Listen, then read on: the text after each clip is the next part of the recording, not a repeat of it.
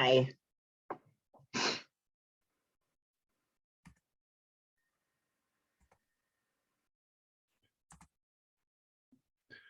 Good afternoon. Okay, how do I say your first name?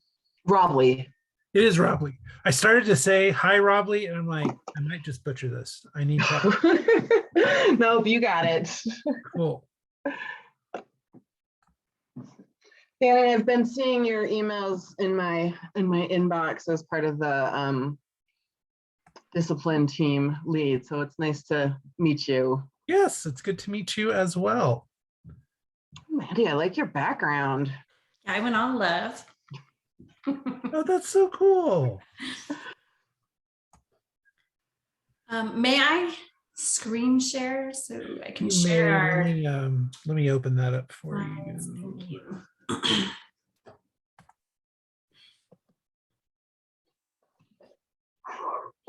Okay, you should be good to go.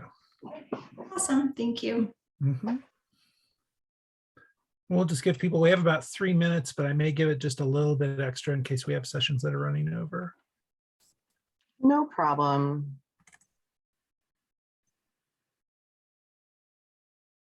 While we wait, since it's April and National Poetry Month, I invite anybody to share in the chat or unmute and share and speak out. What is your favorite poem? I could be facetious and say the wasteland, since that's where National Poetry Month comes from, April being the cruelest month and all. Oh, that is so true.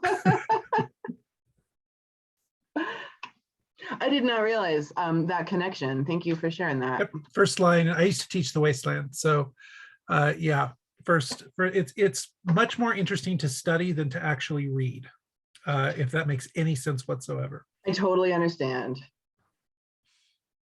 Oh, thank you, Carly Ann, Dirge Without Music, and Her Kind. I'm taking notes. I love it. That's too hard of a question. I don't even know where to begin. My brain just exploded.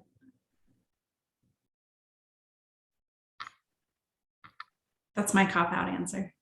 That's a cheat. Cop-out. Well, I know I have to put in a book though, because you have to read the whole book. There's a poem in this collection from Totems to Hip Hop. Mandy, you've maybe read this, called Weather. That is one of my favorites, and it makes me think of Lucifer. It feels very local, and I'm going to find the author and put it in the chat. Top 10. Carly Ann, give the top 10. Go ahead. Facing It is another beautiful poem I'm a big fan of.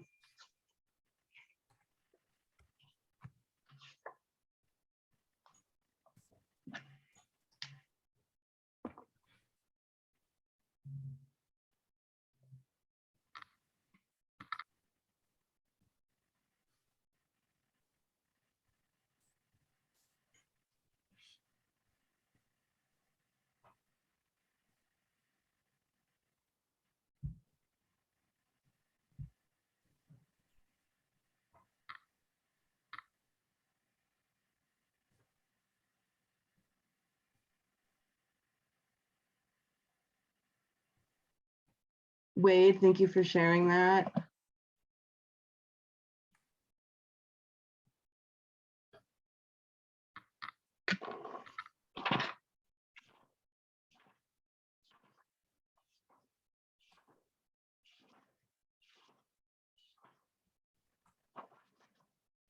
You know, you have the arts and humanities people in here just based on what's coming up. I don't think this would have had the response in the last meeting I just hosted, which that's great too, but it's kind of cool to see. Okay, we're going to give it about 1 minute and we'll get started.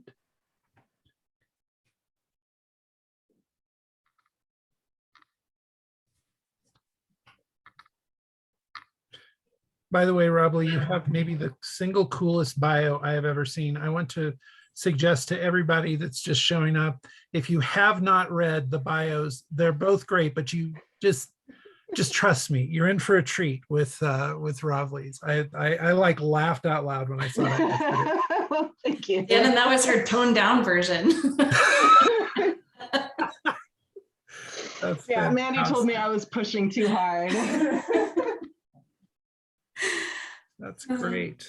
Okay, we may still have a few people kind of coming in, but I don't want to hold up our meeting anymore. So I would like to say it is a privilege to introduce two of our Community College of Aurora colleagues, Robley Welliver and Mandy, is it just Geddes? Geddes, yep. Geddes, okay.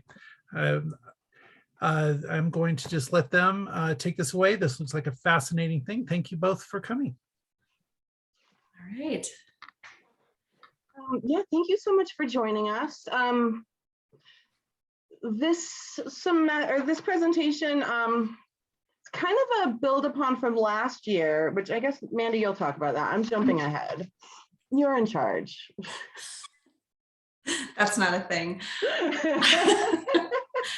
All right, chaos, trust, and love. This is what we're going to talk about today. So we're going to jump right in because we think we're not going to finish. So Robley, you want to tell them what to expect? All right, so we're trying to kind of lean into the model that we've been playing with in our classrooms and that we're talking about today. So we've put together our presentation and our slides to help keep us on track. And each of our slides is really just one or two ideas and quotes from the research that we've been doing that we found really informative.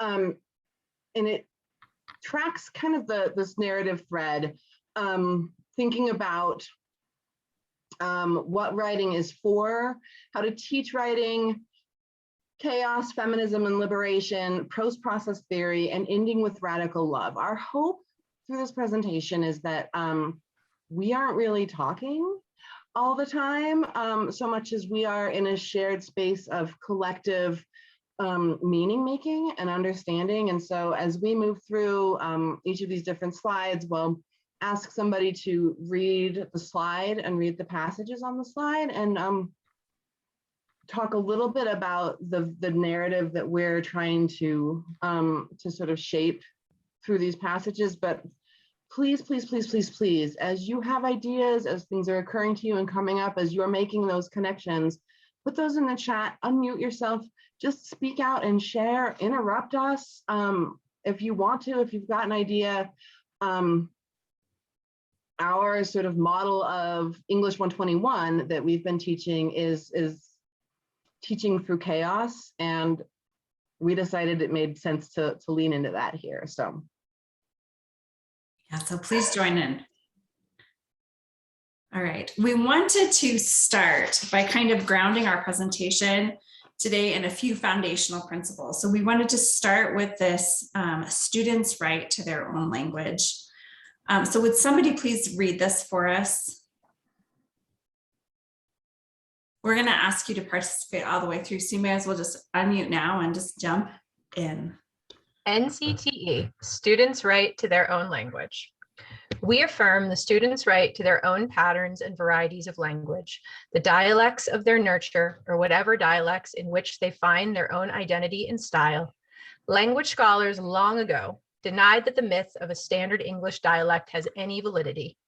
The claim that any one dialect is unacceptable amounts to an attempt of one social group to exert its dominance over another. Such a claim leads to false advice for speakers and writers and immoral advice for humans. A nation proud of its diverse heritage and its cultural and racial variety will preserve its heritage of dialects.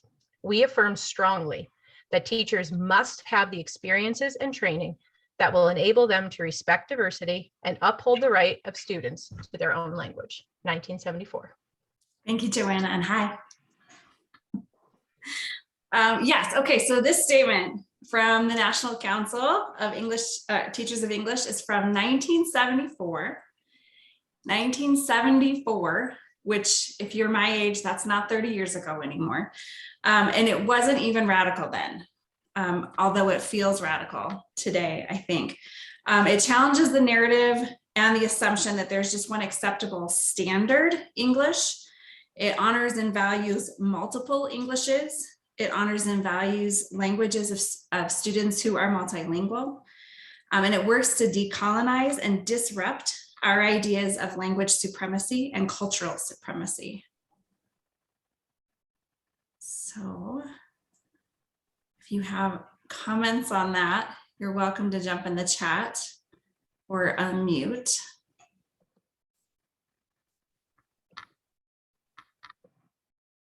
We'll go on to our connections to that statement. So Robley. So we wanted to build our own sort of statement to precede our presentations when we talk about this, because despite the distance between that statement and today, some of what we're advocating for does feel radical, or I guess advocating for is not the right word, but some of what we're presenting can feel radical, and we wanted to kind of put that into context. So we recognize the debate within institutions around assimilation and authenticity. We believe that education can draw attention to the necessity to code switch while providing students tools they need to make deliberate choices about how and when they use their languages. We understand that some believe students need to be assimilated into the institution. We believe that the institution needs to be opened up to embrace the student. Our role as writing teachers is to provide students opportunities to experience the true chaos of composition and the tools they need to create order in that chaos. We advocate a chaotic feminist pedagogy which embraces uncertainty and messiness in writing and teaching spaces and recognizes and loves the uncertainty and messiness of life. So this is where we're coming from, and everything that we're going to present today is beginning at this point, from this belief system. And I see a message from Kathleen that I wanted to share because I agree, Kathleen, we've found this as well. Students push back sometimes more than teachers on that NCTE statement, on the idea of code switching or the idea of valuing multiple languages in academia. And we tend to try to bring into that conversation a discussion about then why we respond to that question the way we do, right? In that conversation in 122, you know, why do we feel that way? Why does it feel icky to code switch into Spanish suddenly in an academic paper? What do we do with that? Yeah. Thank you, Julie. And I think part of the way we embrace it in our classrooms is to read academic work that isn't necessarily written in standard English. So one of our favorite texts is Gloria Anzaldúa, and she very much embraces this kind of flow between English and Spanish, and very personal kind of memoir writing as a textbook almost. And so having model texts that show like there isn't just one way to write an academic text helps students see that that there's more to writing academic papers or academic projects than writing in standard English. I have something to say. Yeah. So as this kind of reminds me as the opening keynote speaker was talking about how institutions can be responsible for the being oblivious to racial marginalization of students. And so we tell students like, yes, be yourself, we're advocating for you. We want you to be your authentic self, but then we make them fit into certain styles of writing and certain styles of expressing themselves. And then even like how they express themselves in our offices. Sometimes I've seen people push back against speaking other languages, you know, so I just think that this is so important, and I'm living this presentation. Great, I'm glad you connect with it. Yeah, I heard a lot in Dr. Wood's keynote that connected a lot with our philosophies as well. There's a comment in the chat about grammar, and am I doing a disservice to students' voice by paying attention to where they put a comma? And grammar is definitely where we get a lot of I don't know, frustration, or like, we're going to talk a lot about this dichotomy of what writing is for and why do we teach it.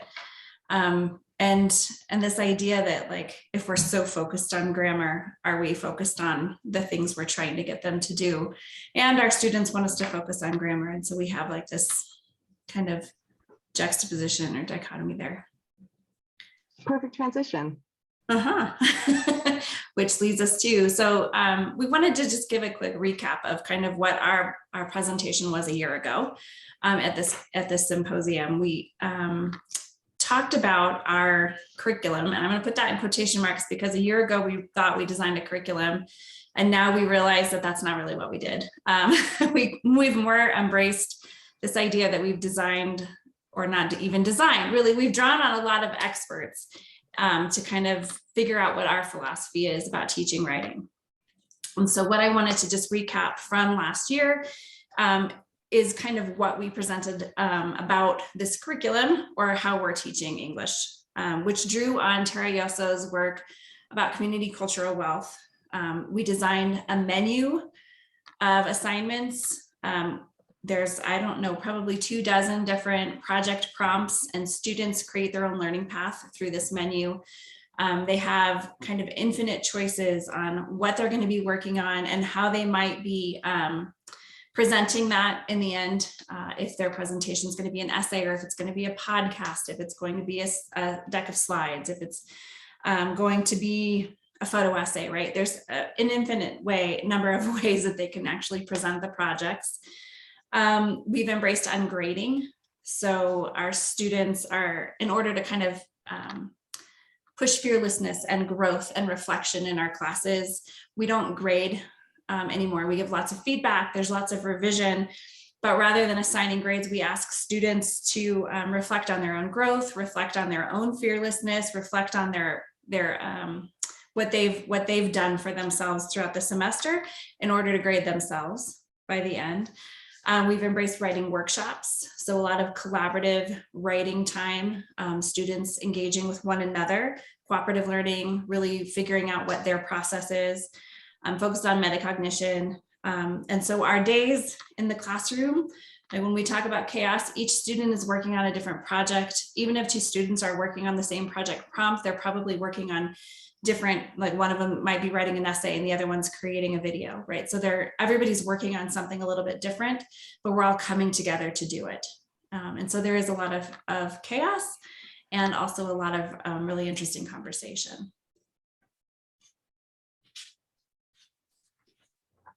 Well, this is still me. Okay, what is writing for? Would somebody read these 2 beautiful quotes for us?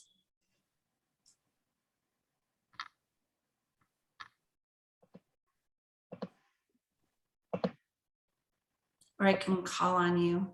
You've learned that writing about writing is more about life than it is about writing, that writing mirrors the struggle in your own life, from denial to recognition and change, that writing Sorry. your fears and dreams. All these insights are precious because you wrestled them out of the granite walls of your creative block. Would you keep going? Oh, sure. This Soy is, la que escribe, se escribe. I am the one who writes and who is being written. Ultimamente es escribir que me escribe. It is writing that writes me. I read and speak myself into being. Writing is the site where I critique reality, identity, language, and dominant culture's representation and ideological control. thank you. I appreciate you reading that one, especially since this is one of our texts where we embrace both Spanish and English together.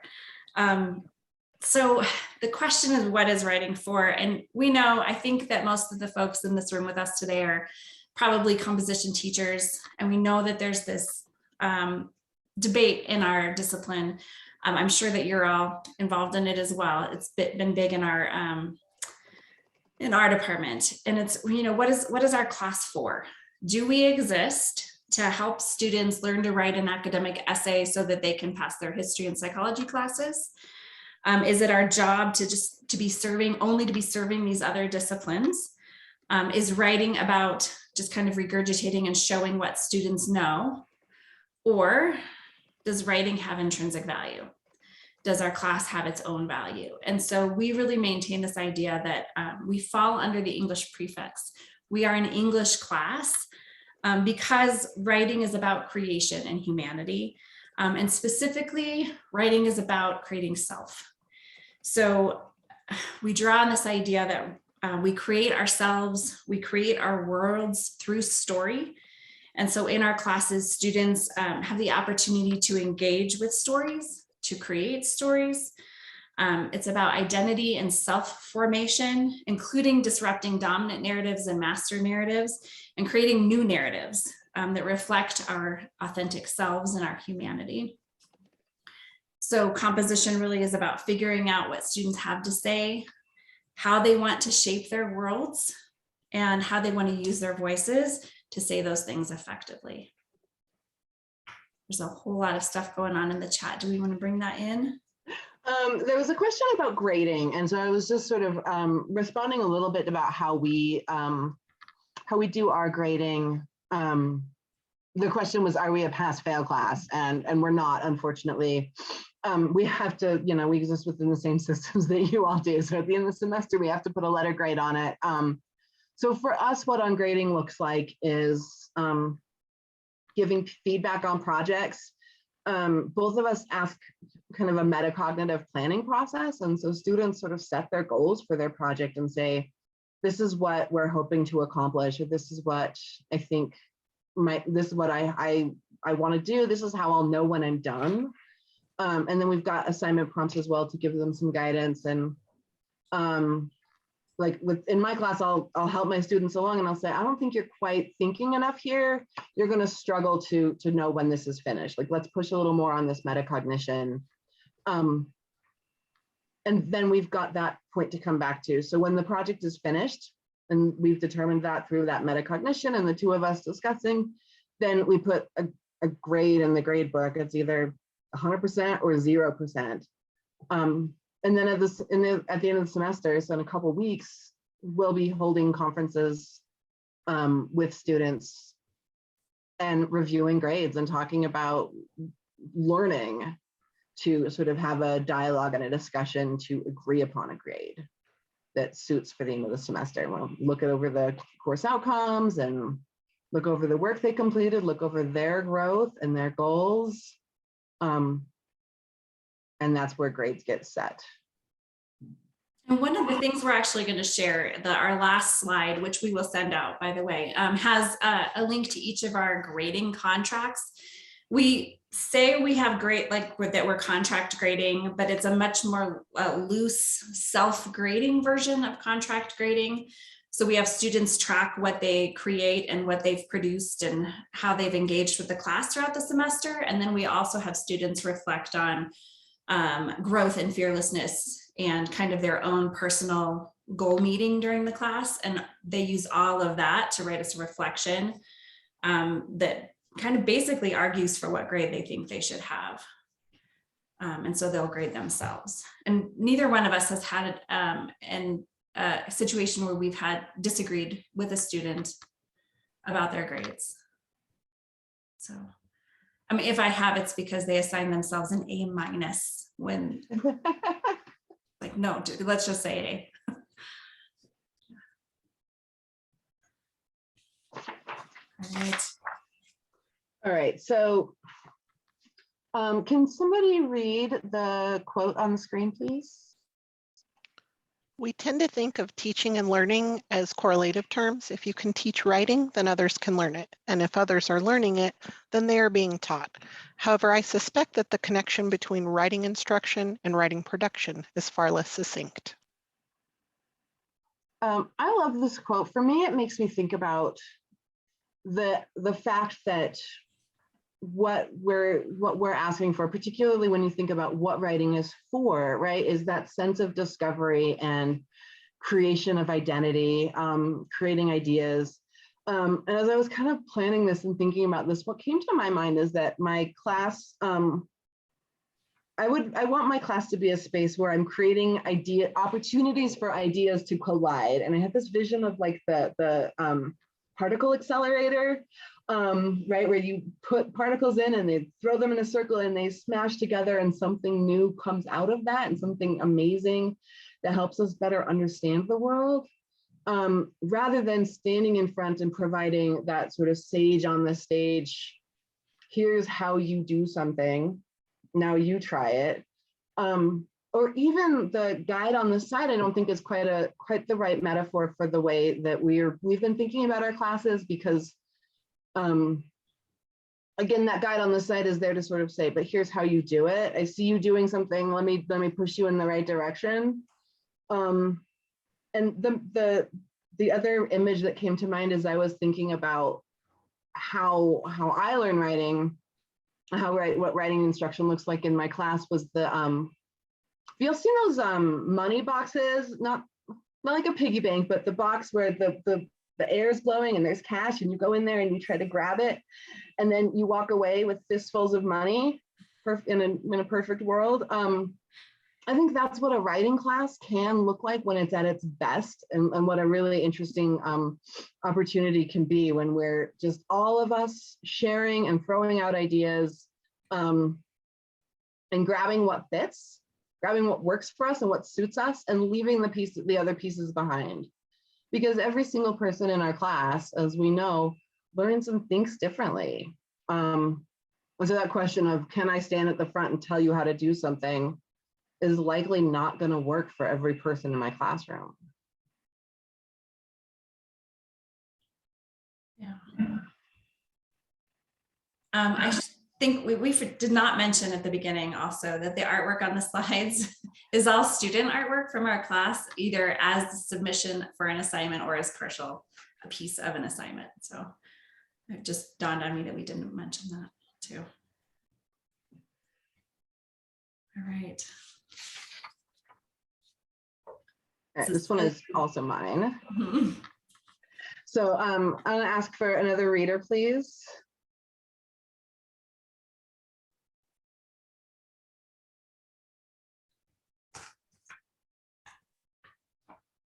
All right, I'll take this one. Thank you, Dannon. Sure. Feminist theory and chaos. The rhetoric of assertion can be critiqued from a variety of standpoints. This is masculinist, oh my gosh, can I say this? Phalangocentric, there we go. Foundationalist, often essentialist, and at the very least, limiting. For example, when Sandra Harding and other feminist standpoint theorists argue that the rhetoric of science deludes us into conceiving of science as objective, when really it is far from it, they are talking, at least in part, about the role of the rhetoric of assertion. Modern science, in Harding's view, plays a kind of solipsistic trick. It defines what objectivity is and then excludes whatever does not fit its own definition. What gives masculinist science much of its rhetorical power, its hegemony over other standpoints, is its unquestioned compulsion to assert the truth. So as I was planning this and revising and reviewing my notes today, this is the slide that made me the most nervous. So I'm gonna not talk and I'm gonna ask y'all, what are you thinking as you read this slide, as you read this quote? What comes to mind? What questions do you have? What connections are you making as you see this idea?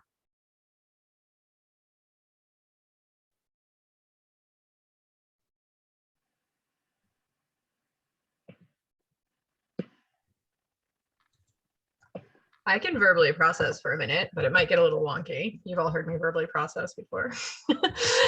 This is something I think a lot about in my writing classes, is objective truth versus subjective truth, because we know there is objective truth in the world, right? So there are objective things that are just true about what is positive and negative, and yet so much of writing is a highly subjective experience, and so much of communication is a highly subjective experience.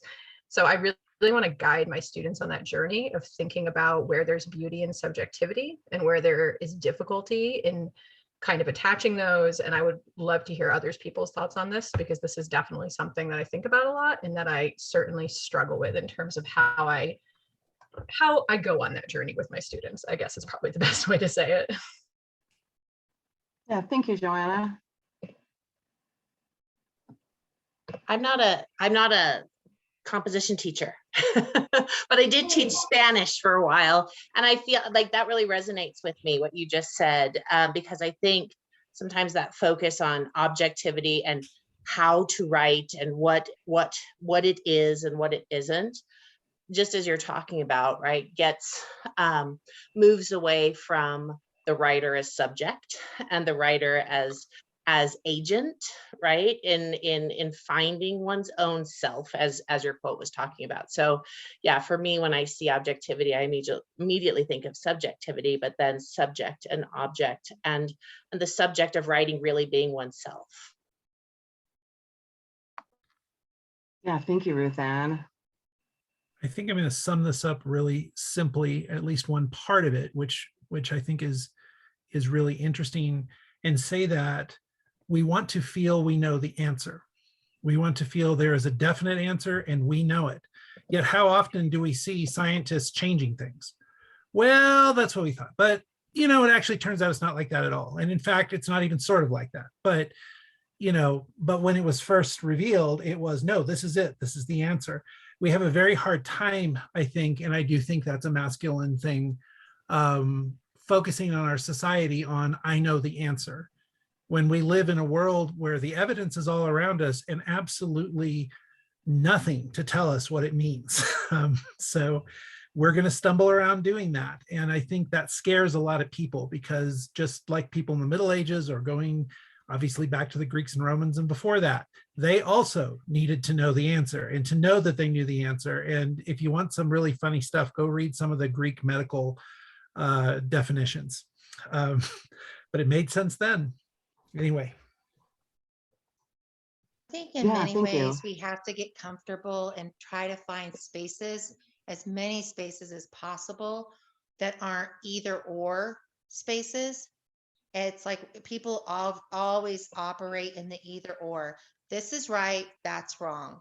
And if we can embrace more both and in just as many places as possible, like, yeah, I could see those two things mutually, like essentially existing in the same space, then we can start to kind of like embrace this, right? So there isn't these really tight boundaries about what is appropriate when and how, but just more so like, how can we embrace them all instead of excluding one and many of them?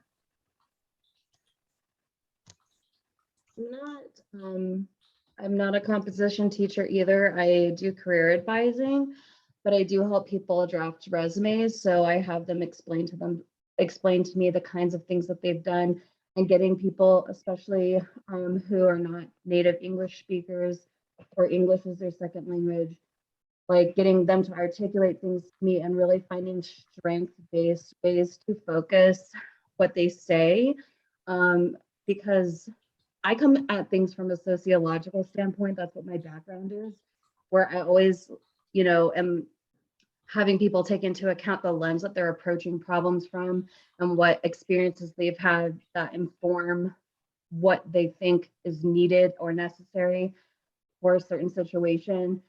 So I tend to deviate a little bit from a lot of the norms in my department, but I really like that when I get students to use their own words, that we really kind of like craft things about themselves that we can reframe in a way that is both marketable for their future and expresses them authentically as a person.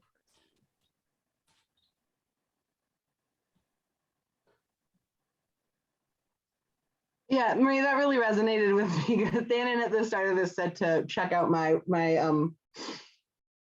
bio. And as I was working on my bio last year, I thought, oh, I can't follow these models. They don't fit me.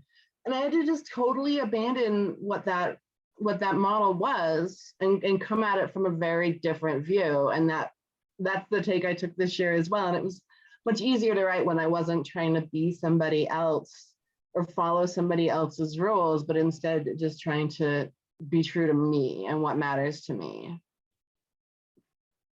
And to be fair, like this is the same type of thing we're asking of our students, is to write authentically and to create authentically and to connect with who they are and who they want to be.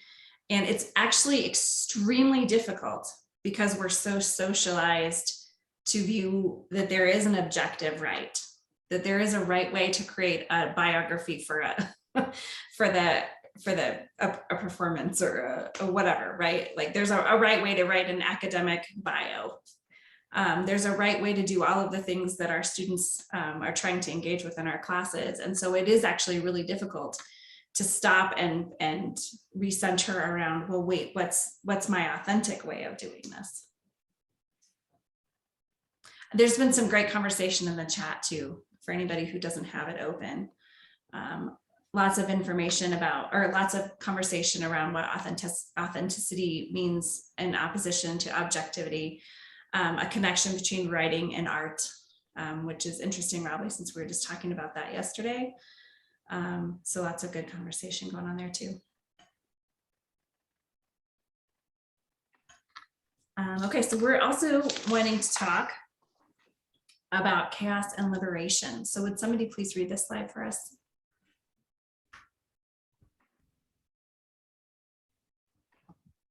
All right. Chaos Go and ahead. liberation. Oh, do you want to go ahead? No, We you go have ahead. more. You all have opportunities. The variables that affect the iteration of a chaotic system, such as the writing process I am imagining, can be, according to the butterfly effect, and against the traditional view that only large events create great changes, microscopically small. Feigenbaum 4. Such notions allow for utopian liberatory projects in many ways, providing home for the notion that our work matters in many more ways than the simple guarding and opening of gates for job-seeking students. Thank you. All right, so I imagine that I am talking to the choir here. I'm drawing Dr. Wood's words, and the idea that we are not the gatekeepers. And in no ways do we believe that we are, or our classes are, the places to determine who is good enough or smart enough to move up or move through. Instead, we really focus on our classroom being liberating spaces. And that's in so many ways the opposite of that gatekeeping mentality. So we believe that our spaces need to be spaces for students to connect with what makes them strong, passionate, and human, and spaces to really explore and connect with their wealths of knowledge. And so that really connects with Terrayosa's idea of community cultural wealth, but really being spaces where students can take what they know, what they are passionate about, what makes them amazing, and connect with those things in order to see what they have to contribute to the world, see what they have to contribute to our spaces. So our version of this classroom space is really a place for students to engage their voices in ways that connect with and shape their worlds. And so one of the things we really connect with in this quote is this idea of the butterfly effect, right? We have 15, 16 weeks.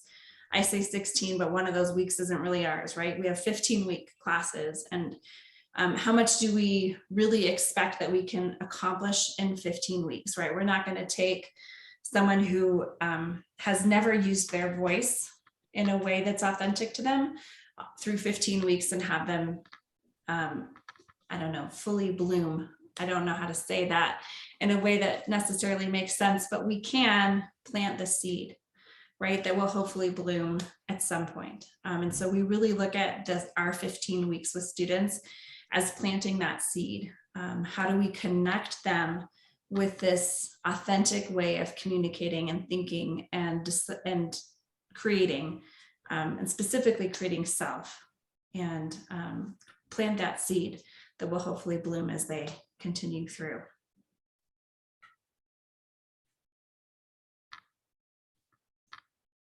This is an idea that really is important to me. I think especially this time of year, and I always start to question like whether or not I'm just sort of making excuses for the things that didn't go as planned in my class. But we start a semester with such lofty goals and such big intentions. And I always have to remind myself that, we've one semester with freshman students, maybe two, if we're lucky.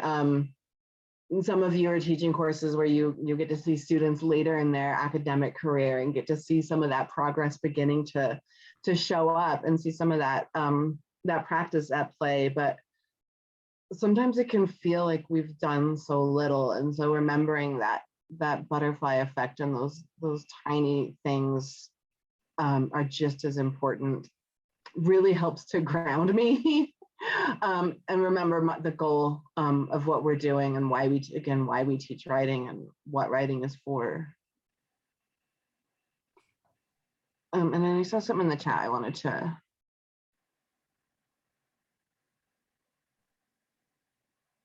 I remind students to write from passion in scholarship essays. I love that. All right. Wade, will you read this one? Sure. Sure. Chaos post-process. Encouraging us to think in ways that are increasingly free from constraint. Chaos theory may compel us to take up post-process theories and pedagogies in ways that support, privilege, and promote what bell hooks described as excitement in our teaching, where pleasure is a feature of our unpredictable classroom experiences as much as is the notion of freedom. Thank you. So for those of you who aren't writing teachers, I know there are many of us in this room that are. Just a little bit of background. So thinking about the way that the discipline of teaching writing has evolved over the past 50 or 60 years. Originally, the job of a writing teacher was really to teach students the rules. And if a student needed to take a writing class, it was because they were not performing up to par. So it was kind of a punishment to take a writing class. And writing teachers didn't see much value in what they were teaching. They thought that they were teaching these students who were in need or less than. We moved past that, thankfully, and we moved into sort of a process theory time and approach to teaching that I think many of us still approach our writing teaching from, where we look at writing as this sort of iterative or recursive process, that the steps in the process are important, and that it's really important to not think about it being, I apologize, that's the second time that alarm went off. It's time to pick up my kids. So thinking about writing as this linear non-linear movement through creating ideas, putting them down, writing multiple drafts, getting feedback, revising, editing. And there's, after that, sort of a recognition that process theory was also sort of limiting. So it opened us up and moved us away from the idea of just like, follow the rules, do what you're told, here's where your thesis goes. But it focused primarily on a single process. And it's still often focused on these projects that were meant to be objective, like argumentative type writing that was following this sort of strict format, even if we were embracing a process to get there rather than just regurgitating ideas. And so this slide is embracing and inviting us to think about that post process and what it might look like to be teaching writing that in a way that isn't limited to a single process or a single way of doing things, but is open to all approaches or multiple approaches. That said, I have a question, which is, what do y'all think about this idea, what bell hooks describes as excitement in our teaching, where pleasure is a feature of the classroom? How do you feel when you read that?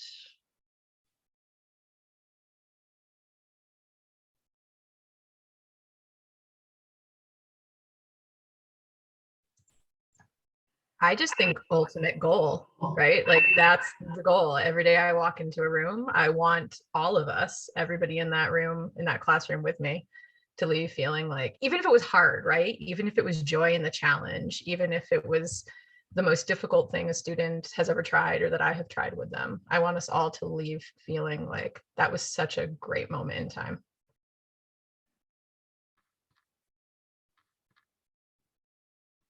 I just really connect with that idea of the unpredictable classroom. And I mean, obviously, we're here to talk about chaos. And so that's something that's really near and dear to me. I love the chaotic classroom. In fact, the more I'm teaching, the further into chaos I try to push, because I really feel like that's where meaning making happens. But I love this idea of finding pleasure in that chaos. The idea of chaos make anybody nervous when you think about writing? I know that there's a real clear sense that we've got the choir in this group and y'all are like, yes, yes, yes. Savannah. Yeah, what's scary about that chaos?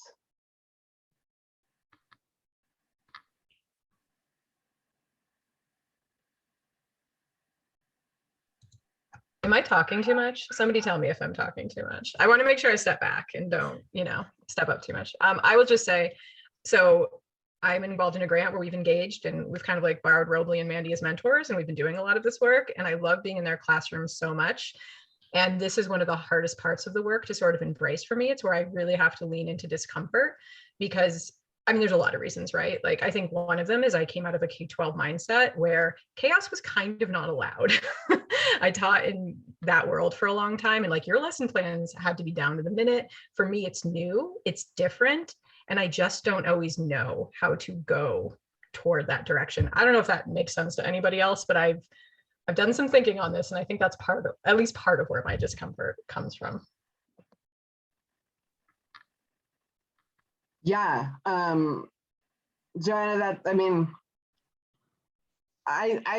it's such a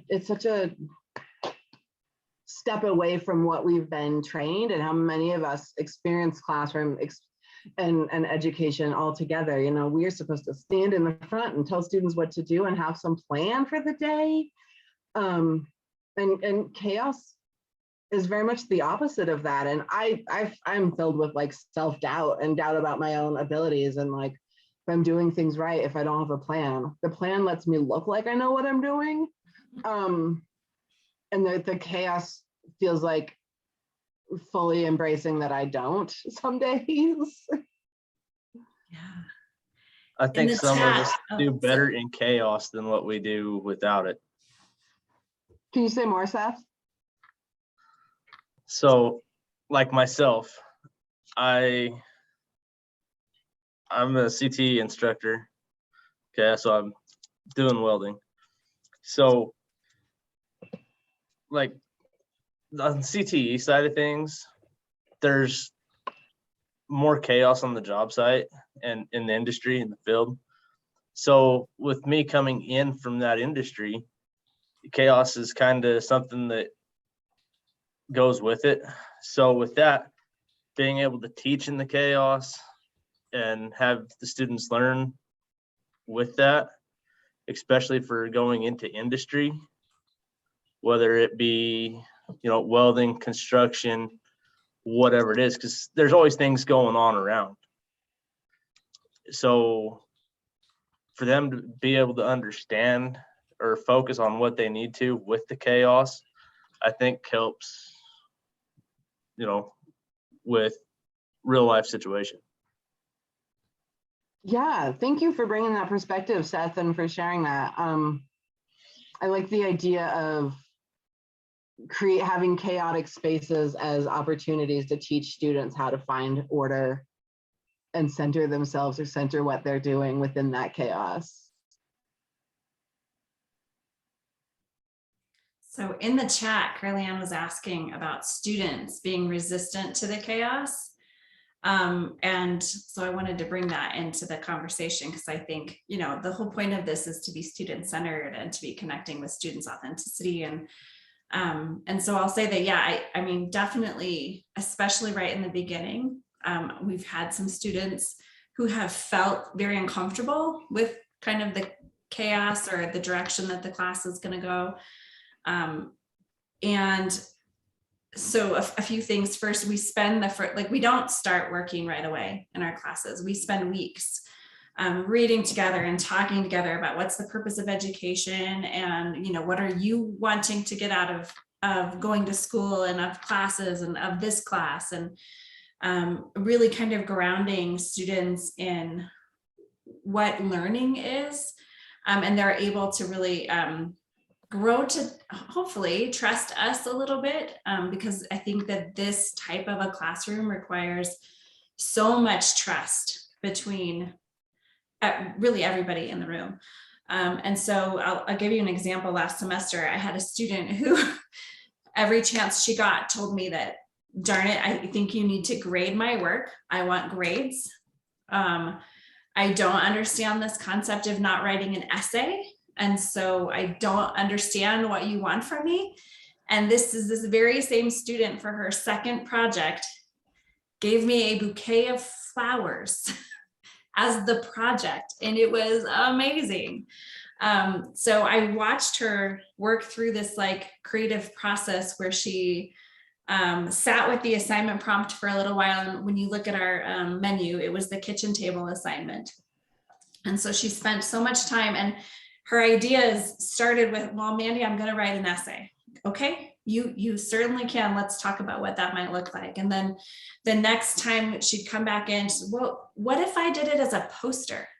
Okay, yeah, now keep going. What would that look like?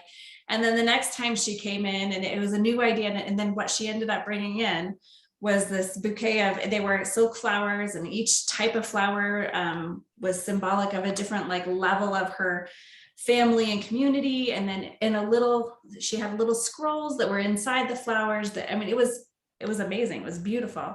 But this was the same student who started the semester saying, I need grades. I'm going to write essays. I don't get what you're doing. And this was only mid-semester that she was handing me flowers as her project. And so I think a lot of students just need a space to like trust that this type of creation and this type of chaos and freedom and connecting with kind of who you are is like, it's actually a real space of that.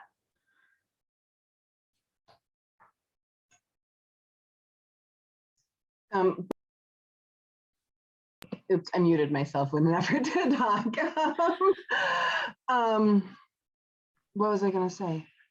Oh, creating that trust and creating a space and really living up to the promises that we make to our students is really essential, right? So, you know, many of our students are coming from places where they were told that the teachers would support them, or they were encouraged to take risk in one way or another. And then when they did that, that risk didn't pay off, right? And so that's one of the reasons we also embedded this ungrading piece, because we wanted to have, we wanted to be able to say, yeah, try something and we mean it, right? One of the things we learned when we were the first semester, we kind of did this, and we realized if we were trying to grade something, we knew how to grade an essay, and we knew how to grade if we'd been teaching a particular thing, right? So we spend 3 or 4 weeks teaching a particular essay and talking about how to do some skill or some type of communication, then we're ready to say, cool, here's what we talked about and you didn't do it, or you did do it. That's awesome. And that was really easy.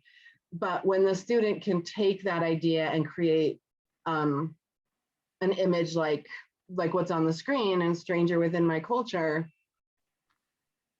I don't know how to grade that. And so we had, the ungrading gave us some space to allow the students to have that trust in the space that we were creating.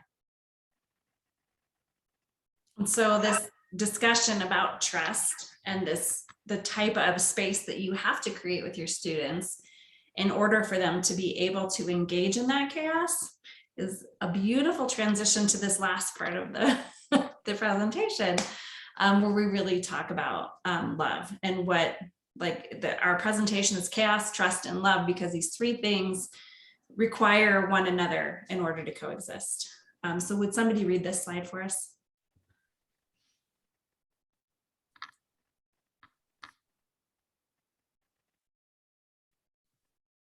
To dismantle your block, you must change your behavior. To change your behavior, you must change your attitude. To change your attitude, you must change some basic beliefs about yourself, your writing habits, and your ability to do the work. To make these changes, you must be aware. What notion about writing about this stage in particular is holding you up, that you should be able to whip out these historias faster. This is your monster, the myth that the real writing comes out perfect in a few drafts.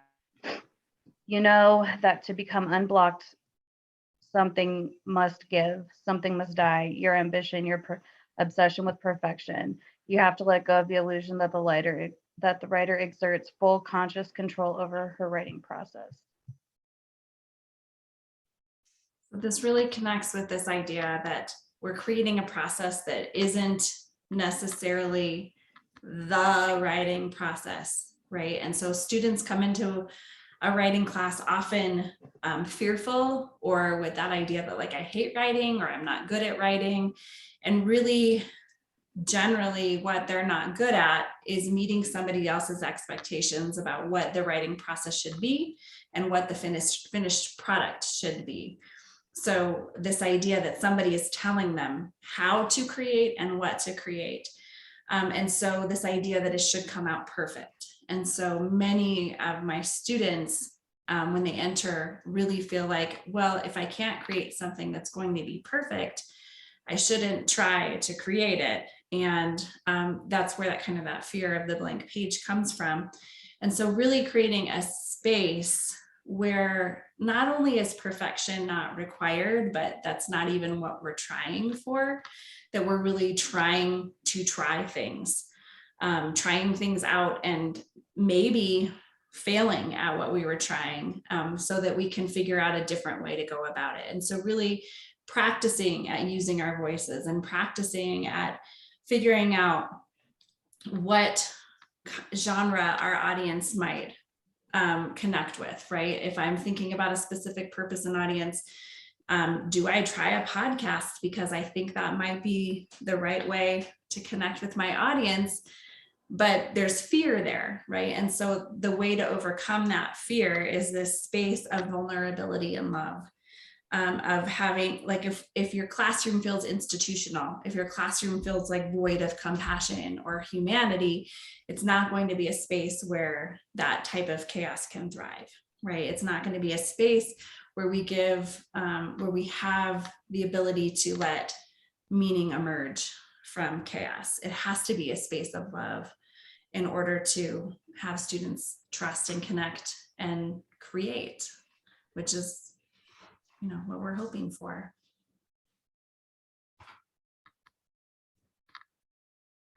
We'll keep going because this is so much connected to that. So this is a collection of phrases, ideas that come from many different cultures. And I use this in my syllabus as kind of the foundation of our class. Would somebody read this collection of ideas for us?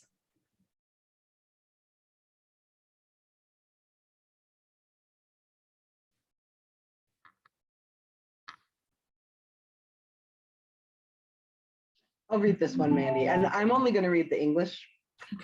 I am that. I am because you are. You are my other me. Unity, harmony, connection. I bow to the divine in you. I am another you. I am that which you also are. You are all my relations, my relatives, without whom I would not live. You are a part of me I do not yet know.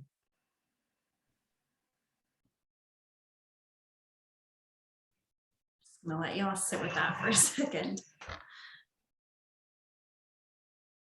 So this idea of creating a community where we are all a piece of one another. And so that type of love, that type of trust might feel a little bit radical in a classroom because we are so socialized to believe that classrooms are institutional spaces. I don't think a writing classroom can be if we're really going to be able to connect with the things that we have to say authentically. So I tell my students I love them all the time. And I think they really respond well to this idea. My office mate was even telling me that this week, when he said, I love you to his students, they started saying it back. Like, it's just like, it's really beautiful to be able to have that type of connection where it stops feeling like a classroom and starts feeling like a space of community and creation.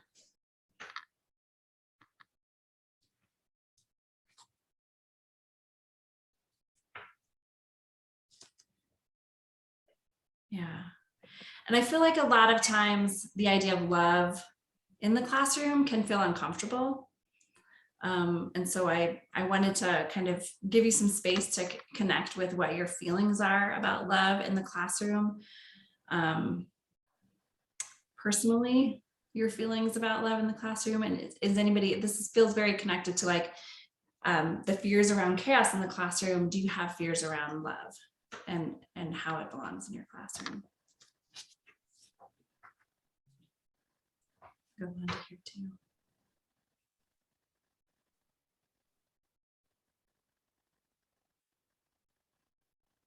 And I want this to continue being like chaotic, but we've got about 3 minutes left. I feel really horrible in this particular session having to call time, but I want to make sure you can get to the points you need to make and maybe get another question or two before we're done. This Yeah, is the thank you, last Danny. slide, so we can finish right here with the idea of love. Robley, do you want to close it? Yeah, I'll read this slide and kind of finish up. This is also from Ansel Tua. Writing always calls your basic self-worth into question. You're a coward for not venturing far enough into yourself. You haven't gone all the way. You haven't pulled out all the stops. You haven't questioned values and beliefs deeply enough because doing so makes you tense and vulnerable. To write is to expose yourself, to let down the protective walls, a given that comes with the territory. Today, estás cansada. You're too tired to face your flawed criatura. And again, I know we're not all writing teachers. I think we can read this also as to learn is to expose yourself, right? You know, Dr. Wood talked this morning about a teacher who said, I can't learn all their names. The students' names, they're all hard and different. And another colleague had responded, well, look at what we're asking them to learn. Look at how much, and that got me thinking about just how difficult it is and how vulnerable that space is to learn and to take risk and to show up not knowing something, especially for anybody who's been used to knowing things, to then come into a space where they don't know.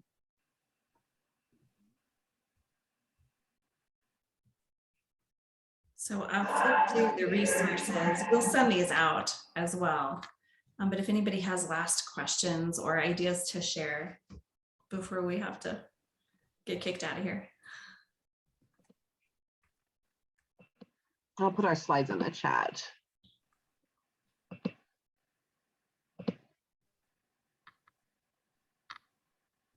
I think this was amazing, and I really wish you both had been my English comp teachers when I was in high school.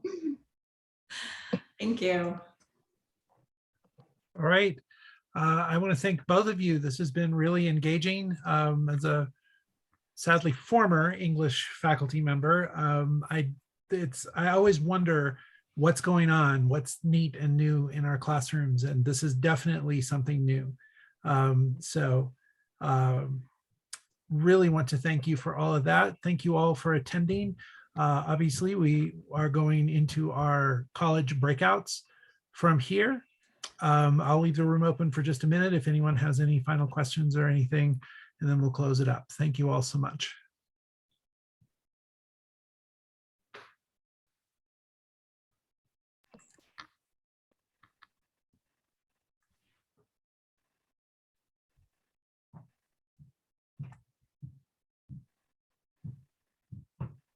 So Deanna, how do we get to our college rooms? There should be a link. Are they on the? I think they're on the page. Okay. Let me double check that, but I'm pretty sure. Yeah. Yeah. It looks like you can click on.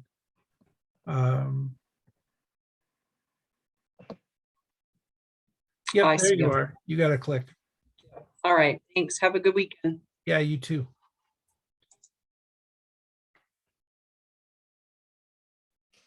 All right. I think there's no questions. All right, well, Nope, I thank think we you. got it. Thank you. I will tell you both something that I was just going to wait for a few more people to leave before saying. I want to come see this. So I need to get out to CCA anyway. And I always try to catch classes anytime I visit a college. So I'm gonna keep your names. I may be reaching out to you early fall, not this, we're too late in the semester. It's y'all just finish what you're doing. But I think maybe early fall, I may see. So, and you can just kind of tell me, here's a really cool day that we're doing stuff, either of you. And I think That's the thing, we don't know. Yeah, we okay? don't know. never know. I mean, You I just know. gotta come and see what happens. kind of blowing my mind there, but but I yeah, love our it. classes, both of us are pretty open. So whenever you're on campus, we're happy to let you know when our classes are and you can just drop in. That's what I would need. So yeah, I think it would be really cool. I don't observe a lot of English, I guess, because I taught it. I always look for other things. I also want to state how awesome it was that we had an engaged response from a welder. You should be proud of that. That is so cool, because we need cross-pollination between these different sides of the house, and sometimes CTE kind of feels left out of these sort of conversations. So I thought it was great that he felt that he could talk and be engaged. Yeah, especially with so many of us being English teachers, I thought the same thing. I was really excited. Yeah, that's super cool. All right, I'm going to close the room up. You all have a great rest of your day and weekend. Thank you, you too. Yeah. Bye.